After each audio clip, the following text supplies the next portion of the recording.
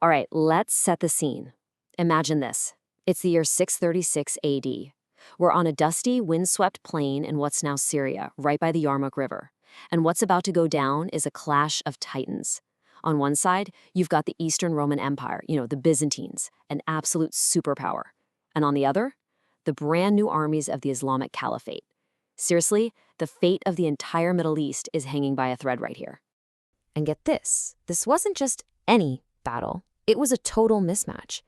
I mean, look at these numbers.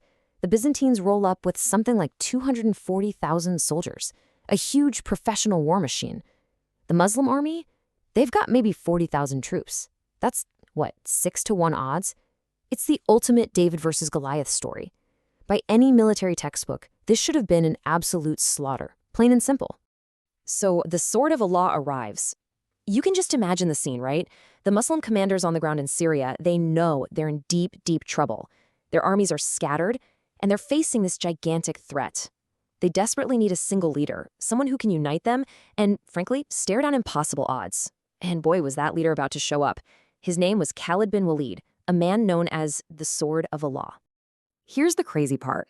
Khalid wasn't even in Syria. He was way over in Iraq, fighting a whole other war. When the call for help came, he had a choice. Take the safe route, which would take a month, or do something completely insane. He chose insane. He led his best troops on a legendary 15-day sprint straight across the Syrian desert, a place with no water, a place everyone said you couldn't cross. This wasn't just moving soldiers from A to B.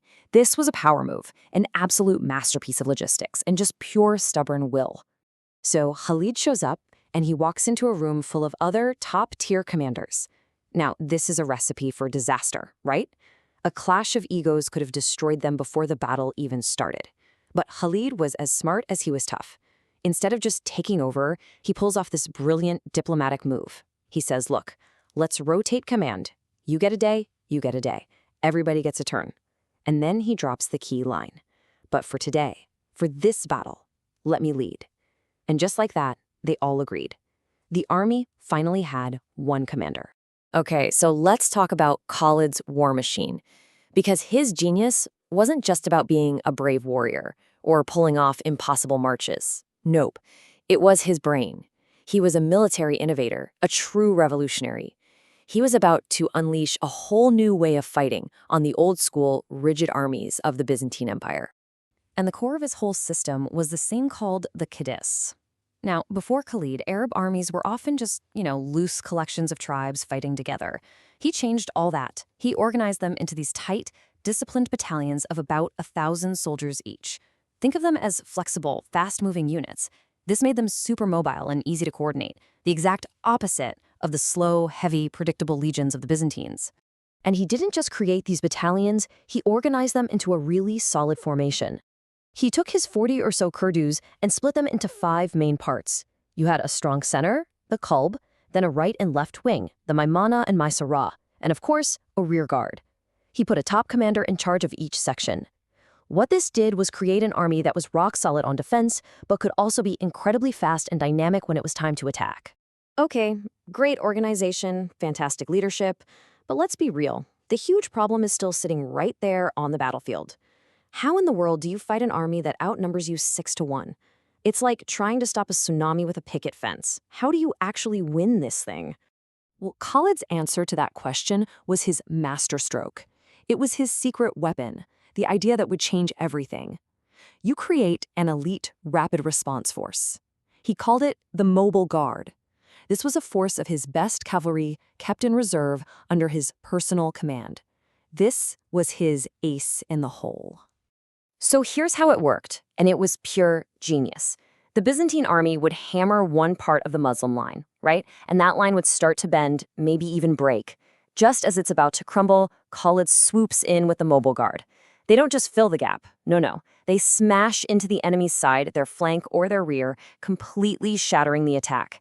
They could turn a potential disaster into a win in a matter of minutes. They were the ultimate battlefield firefighters. All right, so this brings us to the battle itself. 6 days of steel. And I mean that literally. This wasn't a quick one-and-done fight. It was 6 grueling days of non-stop combat. It was a brutal test of endurance and nerve. The Byzantines just kept throwing wave after wave of soldiers at the Muslim lines, just waiting for them to finally crack. And for 5 straight days, they just took the punishment. Imagine charge after charge from this massive army. The Muslim flanks got battered, they were pushed back, sometimes all the way to their own camps. It must have looked hopeless. But every single time a part of the line was about to shatter, poof, there was Khalid and the mobile guard, smashing the attack, restoring order. The line bent again and again, but it never ever broke. There was this one moment, it's just incredible. A Byzantine unit actually did break through. They made it all the way to the Muslim camp. But who did they meet there? The women. And when they saw some of their own soldiers falling back, they grabbed what they could, tent poles, rocks, and they screamed at them, shaming them back into the fight. They basically formed a new defensive line themselves. It just shows you the level of commitment from literally everyone there. And then there was the sacrifice of Ikrimah. On one of the worst days, the line was just about to collapse. This commander, Ikrimah, who funnily enough used to be an enemy of Islam, he turns to 400 of his men and they make a death pact, a suicide charge to plug the gap. And they did it. They charged right into the breach. They were all killed, every last one of them. But their sacrifice, it bought just enough time to save the entire army. An absolutely heroic do-or-die moment. Okay, so now we get to the end game, the annihilation trap. After 5 days of just absorbing blow after blow, Khalid senses it. The Byzantines are getting tired. Their morale is cracking. Their punches don't have the same force. He knew this was the moment. So on the dawn of the 6th day, the whole strategy flips. It's time to stop defending and start attacking. And here's where his genius really shines. The Byzantine playbook was simple. Heavy infantry in the middle, protected by powerful cavalry on the sides. So what was Khalid's plan? It was as simple as it was brutal. Take out their cavalry, neuter them completely. Because if you get rid of the cavalry, that huge, massive infantry is suddenly just a big, slow, helpless target. So this is how the trap was sprung. First, he pulls all of his cavalry, all 8,000 horsemen, into one gigantic strike force, a giant hammer. He smashes this hammer into the Byzantine left side. But here's the key. He doesn't just beat them back. He chases them. He uses his cavalry to drive the entire Byzantine cavalry completely off the field of battle. And just like that, the Byzantine infantry is left alone, totally exposed. They're surrounded on 3 sides, and behind them, a big, steep ravine. They're trapped. But wait, there's one more piece to this. And it's mind-blowing. You might think, well, maybe they can escape. They had one way out, a single bridge over a river behind them. Except Khalid had thought of that too. The night before, he secretly sent 500 of his cavalry to go and capture that bridge. The trap wasn't just set, it was locked. Checkmate. There was absolutely no way out. And so, a new world dawns. What happened next wasn't just a defeat, it was a total annihilation. One of the most complete and decisive victories in all of military history. The Byzantine army was essentially wiped off the map. And in that moment, the old world order shattered, and a new one began. I mean, just look at the casualty numbers. They're almost hard to believe. The Byzantines lost over 120,000 soldiers. 120,000. The Muslim army, the one that started out outnumbered 6-1, they lost around 3,000. It's a scale of victory that's just off the charts. The fallout from this was immediate, and it was huge. The most powerful army of the Byzantine Empire gone, just like that. The province of Syria, which had been Roman for centuries, was lost forever. This one battle basically kicked open the door for Muslim expansion, an expansion that would completely redraw the map of the world as we know it.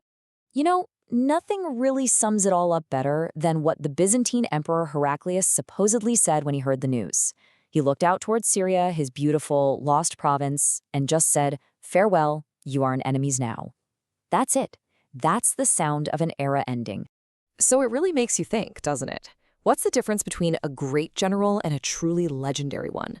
Is it just winning against impossible odds? Is it coming up with brilliant new tactics? Or is it something more? The ability to look at a hopeless situation and not just see a way to survive, but a way to achieve total victory. At Yarmouk, Khalid bin Walid proved he could do it all.